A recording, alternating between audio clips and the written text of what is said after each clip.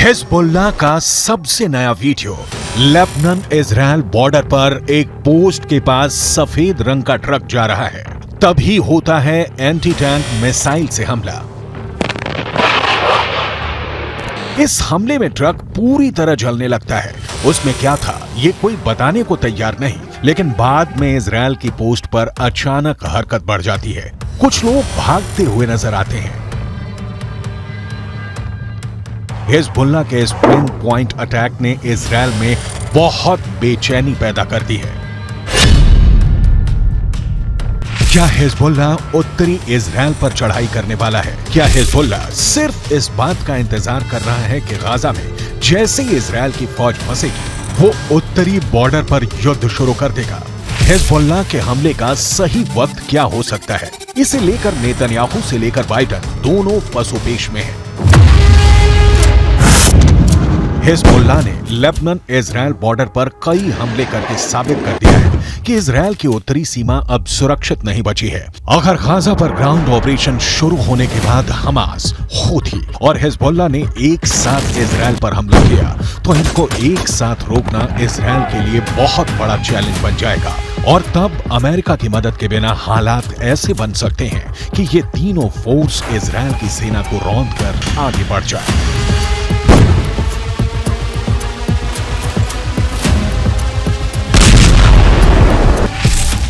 Gaza में Hamas के लड़ाकों की तादाद 40 से 50 हजार के करीब है। उत्तर की तरफ लेबनान में मिलिशिया हिजबुल्लाह की तादाद 1 लाख से ज्यादा है। इनके सामने इजराइल में एक्टिव और रिजर्व फोर्स मिलाकर 6 लाख से ज्यादा सैनिक हैं। ये आंकड़े बताते हैं कि इजराइल के पास 4 गुना ताकत है। القلق من إمكانية أن تذهب هذه الجبهة إلى تصعيد إضافي أو إلى حرب كاملة، أو القلق من أن تتدحرج هذه الجبهة إلى حرب واسعة، وهذا احتمال واقعي ويمكن أن يحصل، وعلى العدو أن يحسب له كل حساب। इस बीच बड़ी रिपोर्ट ये है कि इराक के मिलिशिया हश्द अल शाबी ने अमेरिका के सैन्य अड्डों पर ड्रोन के बाद मिसाइल से हमले शुरू कर दिए हैं। इन हमलों में सबसे खतरनाक मिसाइल का नाम है अल अक्सा 1। अल अक्सा 1 ईरान की फतेह 110 का ही एक नया वर्जन बताया जा रहा है।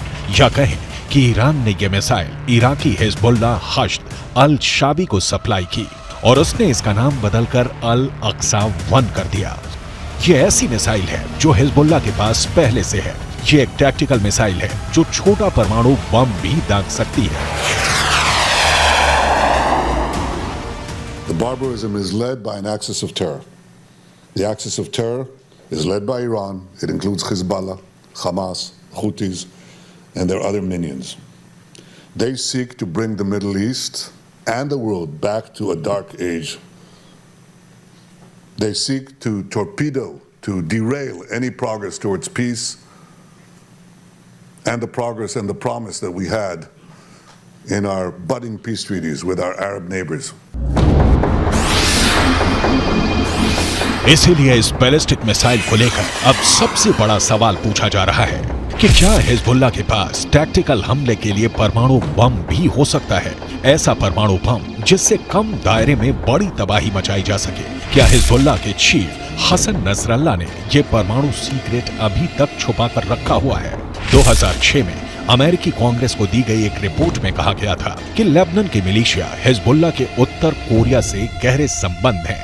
उत्तर कोरिया हिजबुल्लाह को हथियार भी देता रहा है। इसमें रॉकेट और मिसाइल से लेकर बम और गोले भी हैं। उत्तर कोरिया के लीडर किम जोंग उन को हिजबुल्लाह का बहुत बड़ा फैन कहा जाता है। उत्तर कोरिया ने फिलिस्तीन का भी हमेशा समर्थन किया है और अब दक्षिण कोरिया से ऐसी रिपोर्ट आ रही है कि जो रॉकेट हमास और हिजबुल्लाह इस्तेमाल कर रहे हैं उन पर मेड इन उत्तर कोरिया वाली छाप लगी हुई है। इनका लॉन्चिंग सिस्टम 2014 में ही उत्तर कोरिया से सप्लाई किया गया था। ऐसे रॉकेट हमास को भी मिले, हिजबुल्लाह को भी दिए गए। इसमें 122 मिलीमीटर का कात्यूशा रॉकेट भी है जिससे हिजबुल्लाह ने उत्तरी इजराइल पर हमले तेज किए हैं। सवाल है हिजबुल्लाह और किम जोंग उन का याराना डेंजर मार्क के ऊपर जा चुका है और क्या इसमें कोई परमाणु सीक्रेट भी छुपा हुआ है?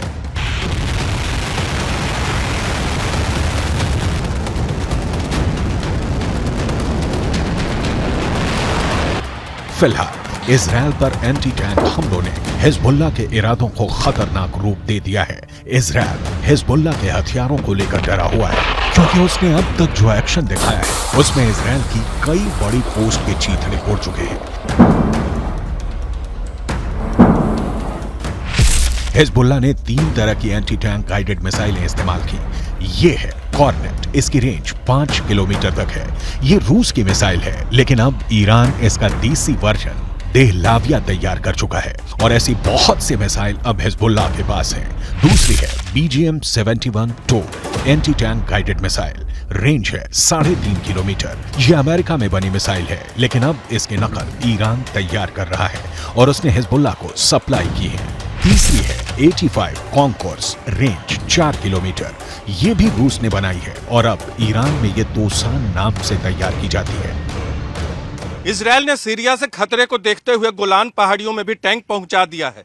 ये हिस्सा पहले सीरिया का हिस्सा था, लेकिन 1967 के युद्ध में सीरिया से इजरायल ने इस हिस्से को अपने कब्जे में ले लिया। लेबनान, सीरिया और इजराइल के ट्राई जंक्शन वाले इलाके में हिजबुल्लाह का पूरा कंट्रोल है।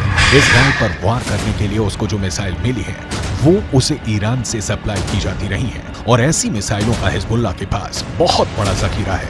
तीनों मिसाइल बहुत ही घातक है, लेकिन अब एक बड़ी मिसाइल का नाम सामने आ रहा है, वो है फतह 110। इस मिसाइल से नेतन्याहू को डर लग रहा है, तो उसकी बहुत बड़ी वजह है ईरान की ये मिसाइल 300 किलोमीटर तक हमला कर सकती है और ये अपने टारगेट के 3 मीटर के दायरे में गिरती है।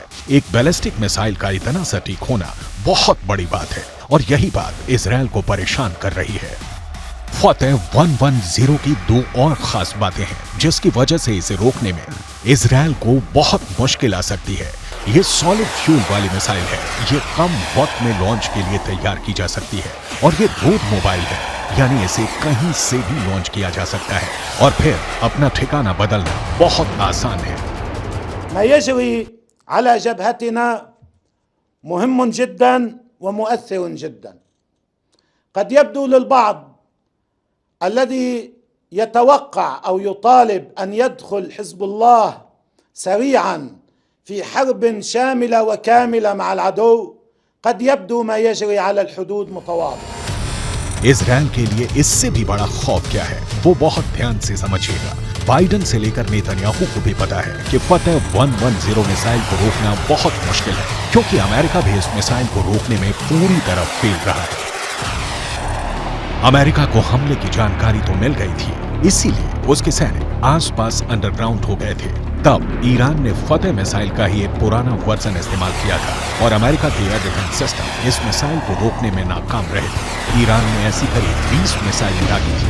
ये जहां गिरी वहां ऐसे ऐसे गड्ढे बने और 100 से ज्यादा अमेरिकी सैनिकों को धमाकों से गहरा सदमा पहुंचा था।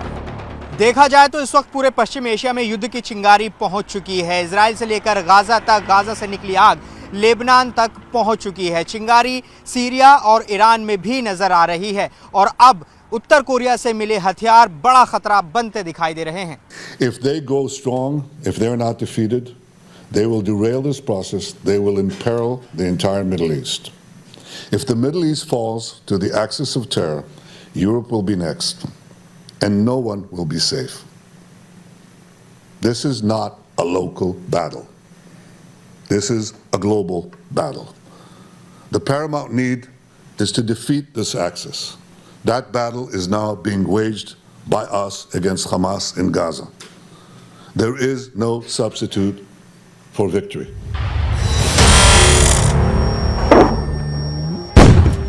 हिजबुल्लाह का खतरा बहुत बड़ा है, ये इजराइल भी जानता है और अमेरिका भी। अगर हिजबुल्लाह ने गियर बदला तो इजराइल के लिए उसे रोकना आसान नहीं होगा। यही वजह है कि अमेरिका के विदेश मंत्री एंटनी ब्लिंकन इराक का भी दौरा कर चुके हैं। जब ब्लिंकन इराक पहुंचे तो वो बुलेट प्रूफ जैकेट पहने हुए थे। इराक में ऐसा खतरा बताता है कि अमेरिका इस वक्त वहां की मिलिशिया हश्द अल शाबी से भी घबराया हुआ है, क्योंकि ईरान समर्थित इस गुट ने अब इराक और सीरिया दोनों जगह अमेरिका के अड्डों पर हमले शुरू कर दिए हैं।